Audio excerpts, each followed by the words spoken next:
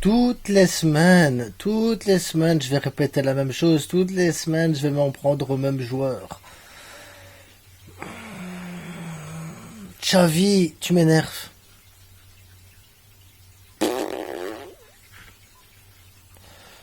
On se voit juste après ça.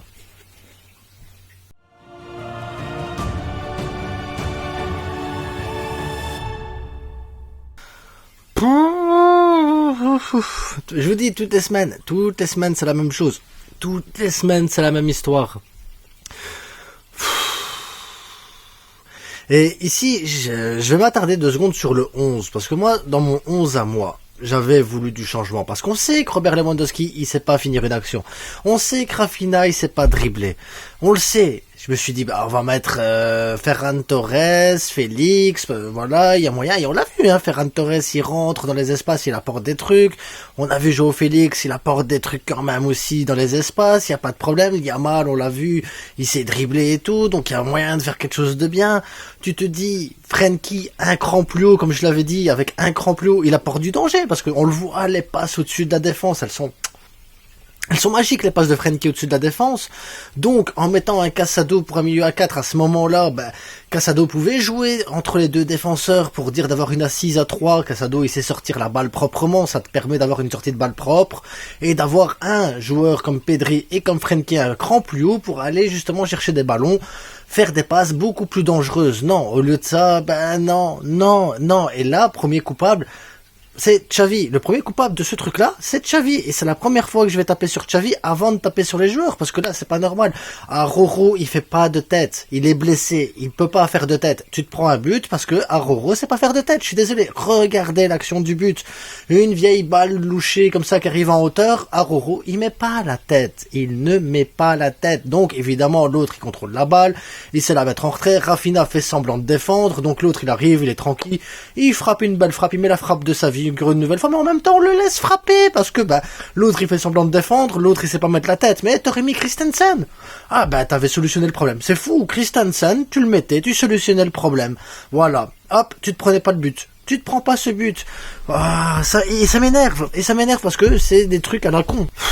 Et on va me dire, oui, mais la frite, tu t'acharnes sur Robert Lewandowski, tu t'acharnes sur Rafinha, c'est tout le temps la même chose. Je vous explique.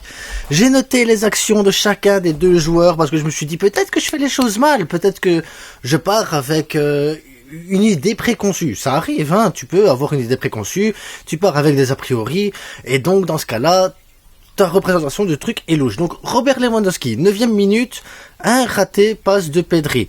13e minute, Robert Lewandowski rate un contrôle qui pouvait apporter quelque chose de bien. 17e minute, frappe cadrée de l'extérieur du rectangle. Il aurait pu la mettre à gauche, mais il a décidé de frapper, mais voilà, et il frappe, il marque, c'est un beau but. 22e minute, mauvais choix dans le petit rectangle.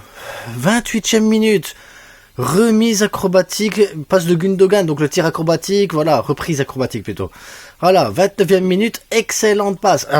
Il a fait une excellente passe à la 29e minute, Robert Lewandowski. Il a fait une excellente passe. Les gars, on va retenir l'excellente passe, s'il vous plaît. Alors, 34e minute, une louche bizarre. Il est devant le gardien, il fait une louche bizarre. Moi, je sais pas quoi vous dire. 53e contrôle bizarre à nouveau de Robert Lewandowski. Et après, on n'a plus vu Robert Lewandowski à partir de la 53e minute. C'était fini. Il a disparu. Robert a disparu à la 53e. Je ne sais pas ce qu'il faisait. Je ne sais pas où il était. Je ne sais pas. Je me demandais pas. Il était très statique, du moins. Après, je me suis attardé sur Rafinha aussi pendant le match. Je me suis dit, tiens, peut-être que moi aussi, je pars sur des a priori sur Rafinha. Donc, allons-y. 10e minute, dribble, raté, crée une occasion pour Valence.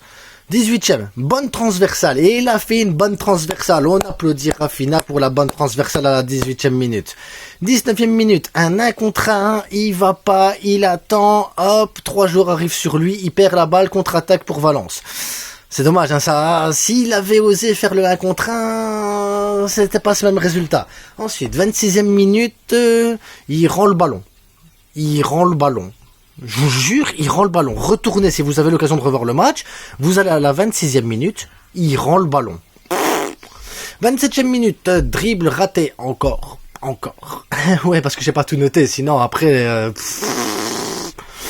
Bref, 34e minute, donc j'ai dit contrôle raté, rend la balle. 54e minute, il est passeur. Rafinha est passeur à la 54e minute. Ça, c'était son moment de gloire. Il fait l'appel au bon moment. Frenkie te fait une passe de fou malade, mais vraiment la passe de Frenkie, l'extérieur pied droit comme ça, ainsi, magnifique au-dessus de la défense. Il fait exactement la passe comme il doit la faire. Joe Félix est là où il doit être. Goal, voilà, c'est donc c'est plié. Félix, il met son but. Il fait même pas parce qu'il se dit, Rafinha, il a réussi à me faire une passe, il a fait le bon choix sans être hors jeu. Mais de la science-fiction. Bref, 66e minute, Rafinha court pour récupérer la balle, arrive à dribbler un joueur, il frappe et il marque pas, mais il frappe et il cadre, les gars. Deuxième fait de match troisième avec la transversale en première mi-temps, troisième fait de match de Rafinha, c'était exceptionnel.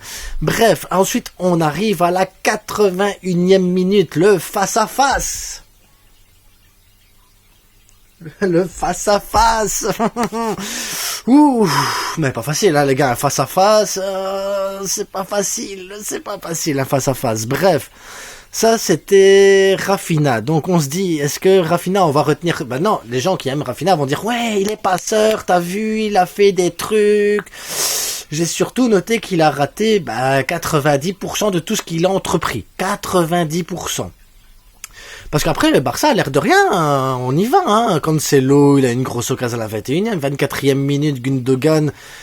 il essayait un truc aussi avec une talonnade, bon, il était hors jeu. 29e Gundogan, il rate. 33e Pedri, il frappe sur une passe de Félix. 52e Pedri qui frappe, les gars. 52e Gundogan, 54e, là c'est Frenkie, Rafinha, Félix. 77e minute, Félix avec une passe de Lewa qui a fait une passe, ouais, j'ai oublié. 57e, Lewa a fait une passe. 66e minute, Lewa, Rafinha, Gundogan. Il y a eu un truc. Le but de Hugo Guillamon. Et après, Frenkie, Ferran qui fait la passe à Rafinha qui rate son truc. Pedri qui l'a fait à Ferran, dommage, mais la passe était trop puissante pour que Ferran puisse la reprendre. Pedri qui l'a fait à Rafinha, idem, c'était trop puissant, donc Pedri, voilà, à Roro. 92e minute, il a fait une frappe et le match s'arrête là-dessus. Le match c'est triste en fait, parce que si de base, c'est compliqué parce que de base tu te dis tu sors bien les ballons, défensivement tu fais bien les choses. Si Aroro savait mettre une tête actuellement, le match serait différent. Et devant, si t'avais les occasions, tu les as, hein, les occasions, parce que je sais pas, les expected goals, on va le mettre là, voilà. Je vais vous mettre la photo des expected goals. Et donc quand on voit ça, on se dit il y a un problème. Moi je veux bien qu'on tape sur Xavi. Bon, moi j'ai tapé sur Xavi en début de vidéo en disant oui, la formation c'était pas la bonne. Christensen aurait été mieux que Aroro, justement pour cet aspect défensif que tu peux apporter un peu de puissance. Les sorties de balles, ça allait aussi. Pedri, je trouve qu'il prenait pas assez de risques, sauf en fin de match, il a essayé 2-3 trucs, mais tu te dis mais si Pedri et Frenkie jouent un cran plus haut tous les deux, si tu mets un Casado entre les deux, voilà, il y a pas de problème, tu peux faire quelque chose. Gundogan, à ce moment-là, tu peux le faire jouer aussi un cran plus haut parce qu'il apporte dans le rectangle. Robert Lewandowski, tu dois le dégager du 11. À un moment donné, tu dois dégager du 11 les joueurs qui savent pas marquer. Lewandowski ne sait pas marquer, tu le sors du 11. C'est ça la méritocratie à un moment donné. Tu dois mettre les joueurs qui sont en forme. Rafinha, il sait pas faire un contre un, il sait pas dribbler, il sait rien apporter. Rafinha, tu le dégages. Tu mets Lamine Yamal et c'est tout. Pas un bar, Lamine Yamal apporte quelque chose. Ferran Torres à la place de Robert Lewandowski, il va chercher de la profondeur, il va chercher des trucs, y a pas de problème, il va marquer à un moment donné, Ferran. C'est sûr. Sur le peu qu'il est rentré, il a apporté plus que Robert Lewandowski dans ses mouvements. Faites quelque chose. Regarde les matchs. Et j'ai dit quoi, moi? Ouais, Casado. Mais j'en peux plus. C'est toujours la même chose. Mais Guignou, le gamin, lui, il va peut-être des buts aussi, y a pas de problème.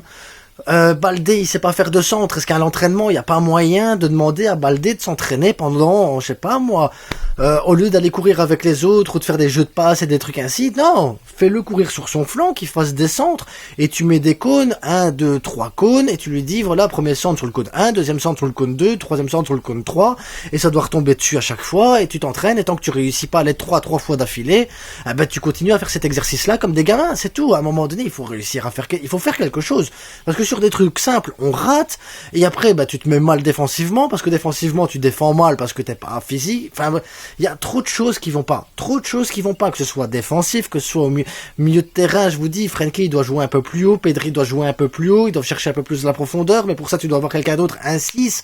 On en a un à la B, va chercher le 6 qui est à la B. En attaque, t'as pas d'attaquant qui s'est marqué, va mettre un attaquant qui marque. Guignou, tu veux un peu plus de mouvement, tu veux des dribbles, mais il y a mal. À un moment donné, il y a des solutions. Moi, c'est ce qui m'énerve, c'est qu'il y a des solutions. Il y a ce qu'il faut à la Masia, il y a ce qu'il faut dans l'équipe pour réussir. Non, maintenant, tu fais quoi? Donc maintenant, tu te prends 17 buts en 19 matchs. C'est pas normal. Frenkie, suspendu pour le prochain match. Aroro, t'aurais pu l'inverser contre Christensen, t'aurais pas pris le but. À côté de ça, tu es à 9 points de Girone. Si Girone gagne lundi contre Alavaz, Girone, on est à 9 points de la première place. Qu'est-ce qu'il y a d'autre encore? On a pu gagner depuis le 4 novembre à l'extérieur, donc on gagne plus à l'extérieur, c'est fini. Les matchs à l'extérieur, voilà, depuis le 4 novembre, les gars, ça va faire presque 2 mois qu'on a pu gagner un match à l'extérieur. Il y a eu Donetsk, il y a eu Antwerp, dans le tas. C'est pas, on a eu des matchs de fou, hein. Tu t'es pas tapé le Real Madrid, Atlético Madrid, Bilbao à l'extérieur ou des trucs ainsi. Non! Et le 4 novembre, c'est contre la Real Sociedad qu'on a gagné. Je sais pas si vous vous souvenez du match, c'était un miracle, cette victoire. Donc, il y a un problème. Il y a un problème, que ce soit Xavi, ses choix, que ce soit l'équipe sur le terrain, que ce soit la finition, il y a un problème. Il faut résoudre le problème. Le problème, en plus, moi, c'est ça qui me désole, parce que si maintenant t'es nul, qu'il y a des problèmes et tout ça, et que derrière les solutions sont compliquées, je serais là en train de vous dire, oui, mais il faut du temps, il faut ci, il faut ça, on a besoin de moyens. Les solutions, on les a. On a les solutions, elles sont disponibles. Comment tu fais? Je vais me zénifier. Demain, on va faire une petite vidéo tranquille. On va revenir à froid. On va revenir bien. On va peut-être faire 2 vidéos demain, comme ça, une vidéo matin où je vais reparler du match. Une vidéo au soir qui va sortir avec quel bon adversaire, quel serait l'adversaire idéal pour les 8e de finale de la Ligue des Champions. Parce que là, l'adversaire idéal, il n'existe pas. Je vous le dis déjà, il n'existe pas l'adversaire idéal. Après lundi, on fera un truc sur le tirage au sort. Mardi, on aura sûrement eu le résultat aussi. On touche 1 milliard, on touche pas 1 milliard. Comme ça, mardi, on peut parler du milliard, ce qu'on pourrait faire si éventuellement on avait le milliard, et on va reparler un peu du Barça, les crises, le bazar. Peut-être que Xavi, entre-temps, il sera viré, parce que l'entraîneur de Séville, c'est le 3e entraîneur depuis le début de saison à Séville, parce que ça va pas. Et nous, à Barcelone, il n'y a rien qui va. Ça m'énerve. Ça m'énerve. Les gars, je suis désolé. Je suis trop énervé. J'ai pas assez de recul sur le match. On se revoit demain. En attendant, bonne soirée, bonne nuit. Abonnez-vous, likez, partagez. Faites ce que vous voulez. Moi, je vais retourner là où j'étais tantôt.